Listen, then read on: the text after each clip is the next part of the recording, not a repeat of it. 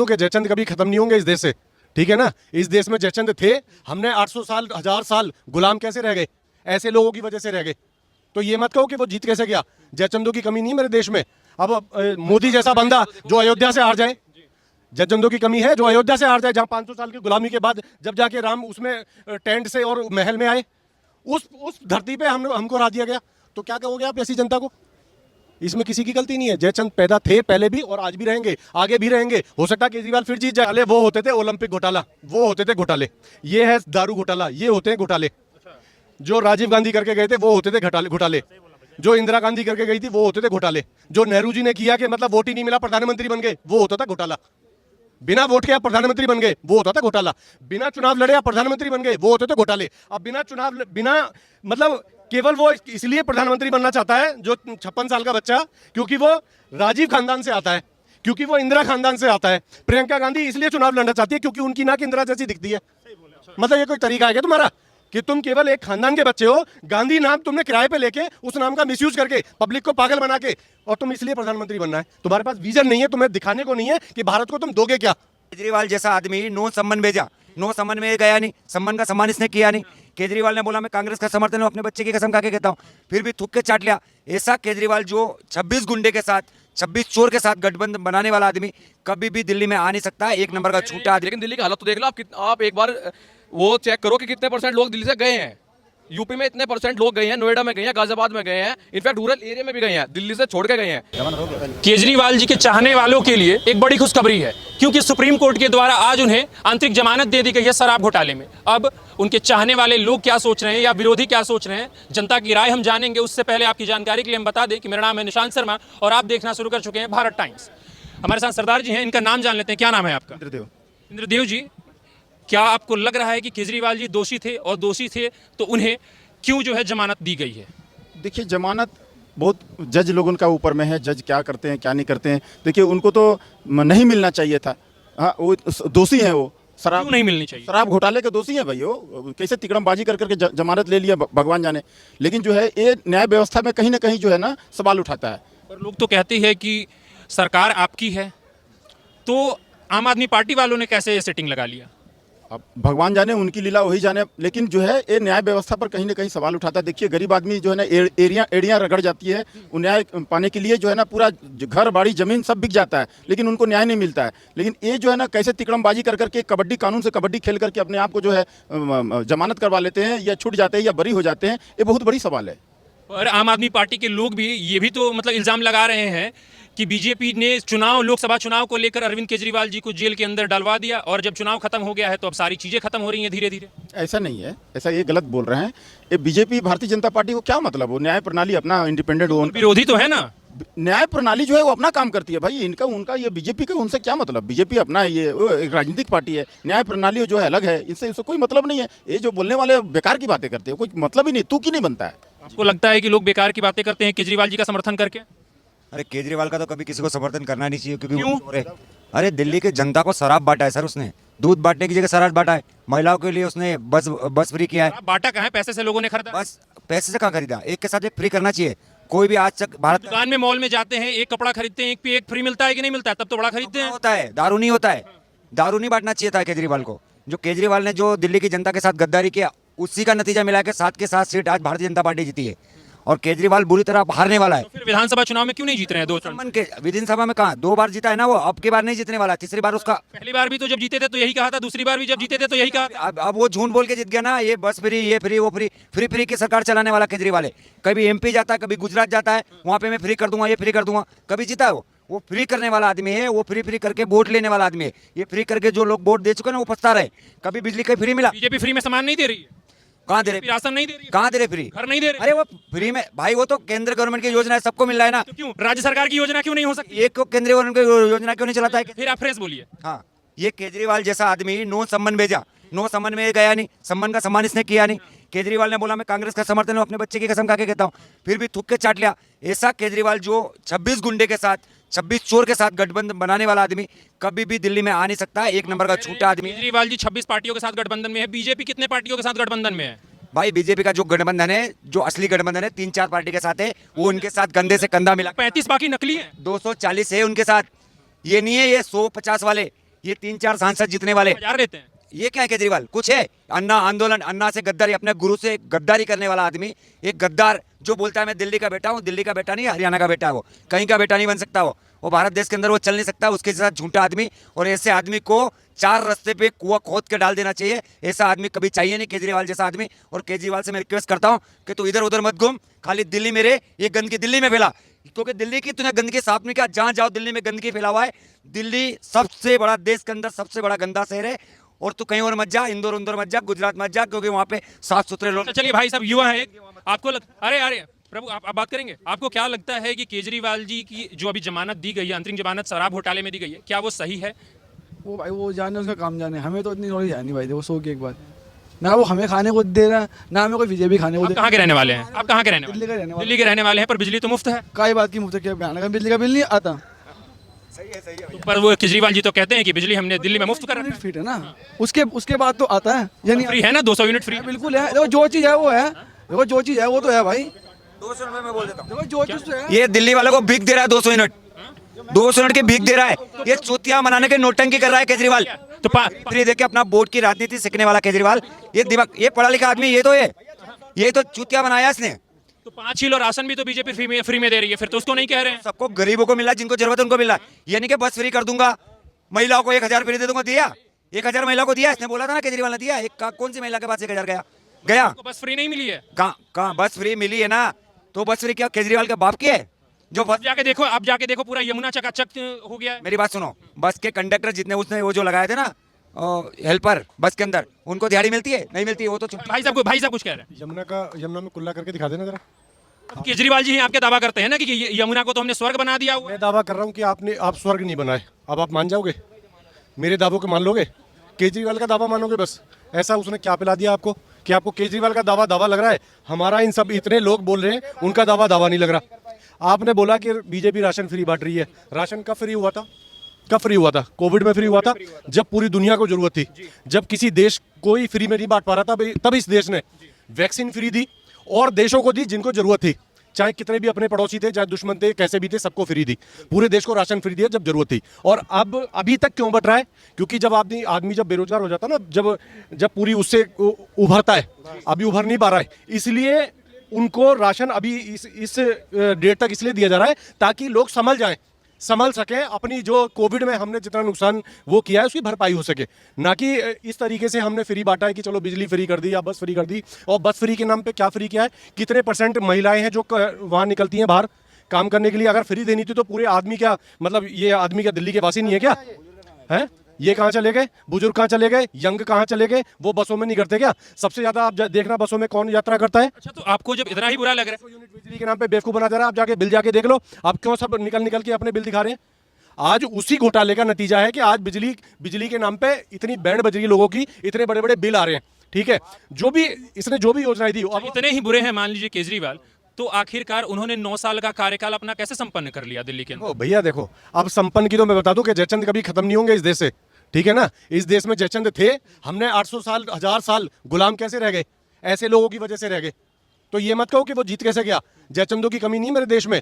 अब मोदी जैसा बंदा जो अयोध्या से हार जाए, जयचंदों की कमी है जो अयोध्या से हार जाए, जहां 500 साल की गुलामी के बाद जब जाके राम उसमें टेंट से और महल में आए, उस धरती पे हमको हरा दिया गया। तो क्या कहोगे आप ऐसी जनता को?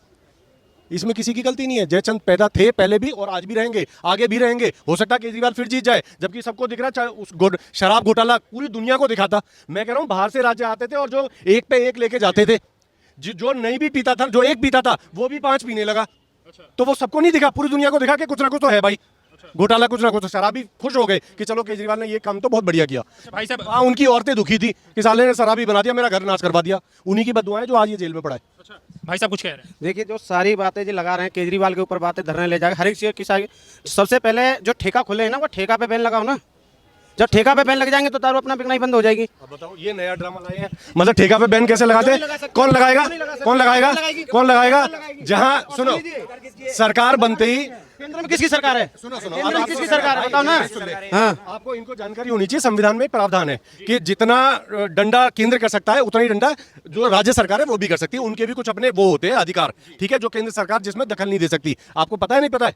पढ़ा है ये चीज कि कितने प्रतिशत राज्य दखल दे सकता है। अब नहीं तो पेट्रोल फिर तो बहुत कम लेवल पे हो जाता है अगर राज्य सरकार अपना टैक्स ना लगाती तो। ये पता ही नहीं पता है। तो भैया बहुत सारी चीजें ऐसी होती है कि केंद्र नहीं दखल दे सकता। बिहार गुजरात जैसे स्टेट में तो शराब बंद है। कहाँ पे? बिहार गुजरात जैसे स्टेट में हाँ तो उसने राज्य सरकार ने करी ना, केंद्र सरकार ने थोड़ी करी है वहां पे। बिल्कुल नहीं, राज्य सरकार ने। हाँ तो राज्य सरकार की वो थी यहाँ पे नीति कि उसको बंद करती, ना कि अब जहाँ पे कितने पता नहीं कितने ठेके थे उसके 4-5 गुना ठेके हो गए।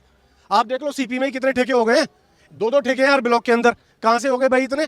क्यों फिर? और जो शराब खरीदने की जो एज थी वो भी कम कर दी कि ज्यादा से ज्यादा शराब बिके। ये कौन सी तुम्हारी नीति है कि देश को डेवलपमेंट करने की? फिर तुम सोच रहे हो कि प्रधानमंत्री बन जाओ, तुम तो पूरे देश में ठेके खोल दोगे। केजरीवाल जी युवाओं को भटका रहे हैं शराब के प्रति, जागरूक कर रहे हैं कि आप शराब ज्यादा से ज्यादा सेवन करें। भटका नहीं रहे उन्हें, वो ये चाह रहे हैं कि जो यंग जनरेशन है वो शराब के नशे में खत्म हो जाए, नौकरी देनी ना पड़े, कुछ भी करना ना पड़े, सब खत्म, जनता को खत्म कर दो। वो कहते हैं ना कि जब विकास ना हो पा रहा हो ना तो जनता को वो कर दो।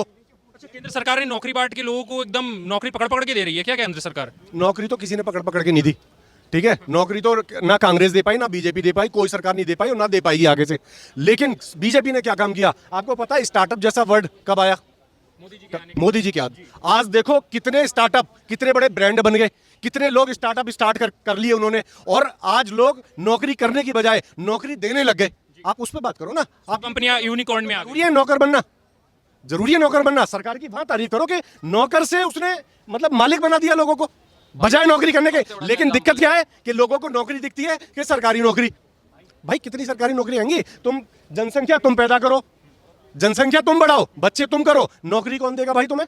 कैसे दे देंगे? एक घर में अगर 10 बच्चे होंगे तो कहां से खाने को मिलेगा? संसाधन तो उतने ही थे ना। अब तुमने जनसंख्या बढ़ा दी, संसाधन पे जो वो जितना मतलब वो था हम कहां से लाएंगे? जनसंख्या नियंत्रण कानून अभी भी क्यों नहीं लाई जा रही? ले आओगे आप इस देश में? है ऐसे ही लोग जो ज्यादा फालतू बोल रहे हैं यही अभी सड़क पे खड़े हो जाएंगे, यही खड़े हो जाएंगे। कैसे ले आओगे आप इस देश में? भाई साहब कुछ कह रहे हैं। सबसे पहले यूपी में आएगा सबसे पहले। और अगर आपको बीजेपी का सबसे बड़ा एग्जांपल देखना है, आप यूपी देख लो। सबसे ज्यादा रूरल एरिया जो है यूपी में ही सबसे खराब प्रदर्शन रहा है इस बार लोकसभा चुनाव में। वो तो होता रहता है। लेकिन अब आपने तो बोला है, आपने अभी बोला है 9 साल आपने वो केजरीवाल है यहाँ दिल्ली में, लेकिन दिल्ली की हालत तो देख लो आप एक बार वो चेक करो कि कितने % लोग दिल्ली से गए हैं। यूपी में इतने % लोग गए हैं, नोएडा में गए हैं, गाजियाबाद में गए हैं, इनफैक्ट रूरल एरिया में भी गए हैं, दिल्ली से छोड़ के गए हैं, क्योंकि दिल्ली की हालत इतनी बुरी हो चुकी है। केजरीवाल जी तो कहते हैं हमने दिल्ली का काया पलट कर दिया, हमने लोगों के लिए बहुत सारे मतलब रोजगार के साधन करे, यमुना साफ करा दिया, यहाँ पे बिजली हर घर पहुंचा दिया, बिजली फ्री कर दिया, महिलाओं के लिए बस फ्री कर दिया। अरे फ्री की चीजें कोई भी अच्छी नहीं होती भाई। फ्री की चीजें कौन क्या चाहिए? फ्री का चीजें फ्री क्यों दे रहे हो आप? फ्री दो ही मत, आप डेवलपमेंट कर दो ना, आप जॉब दे दो। फ्री की चाहिए क्यों? वो काम करेंगे, पैसा लेंगे, अपना बात खत्म।